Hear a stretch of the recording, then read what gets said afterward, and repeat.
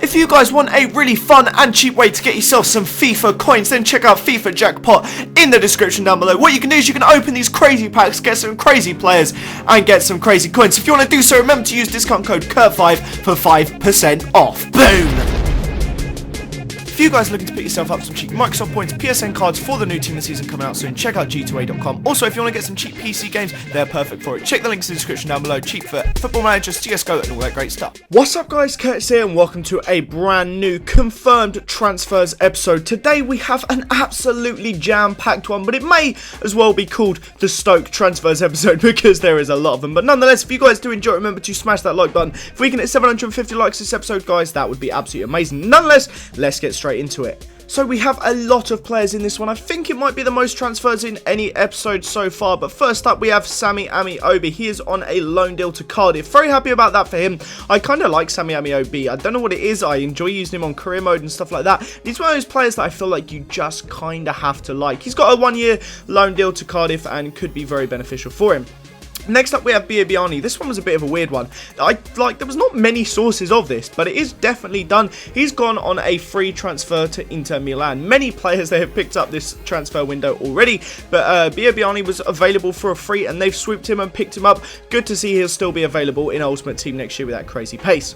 Next up, we have Cabaye. 10.5 million is the rumoured fee to Crystal Palace. Of course, he's going back to his old manager, Alan Pardew, or Pardew as everyone calls him. But he likes to bring in those French players, doesn't he? But Cabaye, solid centre mid, and I think it'll be very good for him to come back to the Premier League. Maybe a sneaky one to stick in your fantasy footy teams.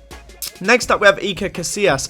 At the time we're recording this, which is Saturday night, all the sources are coming out that he has signed for FC Porto for around 4.55, 5.5 mil, that sort of ballpark. Very interesting signing. To me, that makes it seem as though De Gea probably on his way to Real Madrid, but very good signing for Porto, a very experienced goalie, and going to be interesting to see how he gets on there.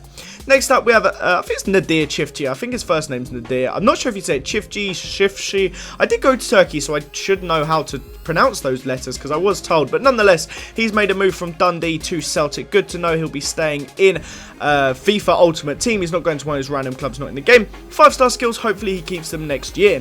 Next up, we have Matteo Darmian. He's made the move from Torino to Manchester United. Primarily, will be playing as a right-back next season. £12 million is the rumoured fee. A good right-back from the looks of things in Serie A. I'd be honest with you, I don't watch much Torino, but a lot of people seem to be very hyped about him, and he could be one of those players that United really needed, as Valencia, not really the best at right back. He's a good player, but not what they need. Next up, Shay Given, apparently an undisclosed fee to Stoke. This is the first of many Stoke dealings in this episode. They're having a fantastic window, even getting linked with the likes of Shaqiri. Absolutely blows my mind, but a solid little player. Obviously a silver in Ultimate Team. I don't know if he'll be the main goalie with Begovic going. It's very odd. Next up, we have, I think it's Idrissa Gueye, a very interesting one. A lot of people thought he was going to be coming in to replace Fabian Delph, but Delph has refused City. He's turned it down, so it's going to be an interesting situation over at Villa. They're going to have a nice strong midfield, and Gueye could be a very solid player for them next season if he plays like he has done in the French League.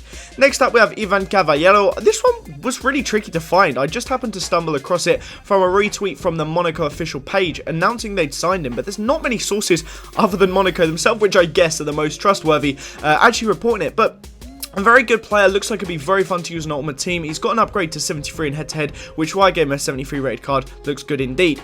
Next up, we have Glenn Johnson. This deal seems to be on, off, but apparently it's a done deal. He's gone to Stoke on a free transfer.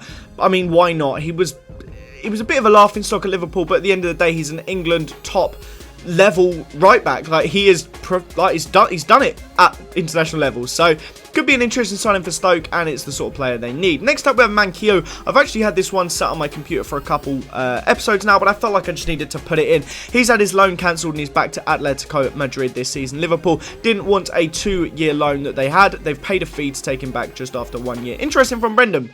Next up, we have McCarron. This guy has been all over the shop. He was at Vitesse Arnhem last season. I believe season before he had a time at Middlesbrough and somewhere else. I can't remember, but of course, he's a Chelsea youngster that seems to be raved about every year, but never really does it. He's gone on another loan to Brentford, and again, bit of an interesting one. I don't know how he'll get on there next year. Next up, we have HandsonZ. This is technically Stoke related because he's the one that's funding some of the players they have coming in. £7 million fee for HandsonZ, a good little player. could be good for Sevilla. He's had a good season for Stoke, and one of those players that you feel like could really suit a move to somewhere like Spain. He's a good physical player, and it'll be very interesting to see how he gets on. Next up, we have Ogbonna, a big signing for West Ham, 10 million from Juventus. A lot of West Ham fans are very excited about this. A lot of people thought it may see Reed leaving the club, but it looks as though he's not going to be leaving now. He's decided to stay, and having that back four is going to be very pacey. West Ham could be a very fun team to use on FIFA, because they've got a lot of pacey players.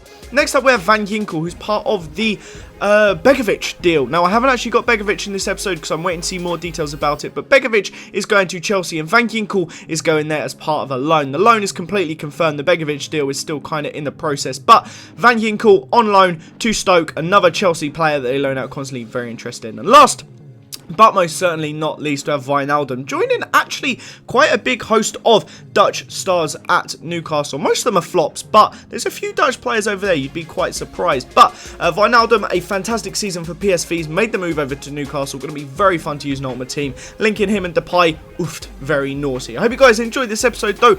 Remember to smash that like button if you did. If we get to 750 likes, that'd be great. Comment down below who you think will be the biggest or best transfer in this window. Have a fantastic day, guys, and I'll see you all next time. Bye bye.